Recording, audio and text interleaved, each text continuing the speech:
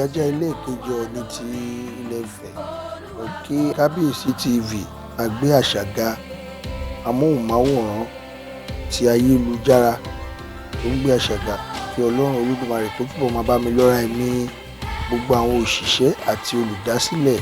Olódùmarè á dúró tì yín. Mo fẹ́ kí gbogbo wa kí ó mọ̀ wípé àṣà wa òun ni ìlọsíwájú wa.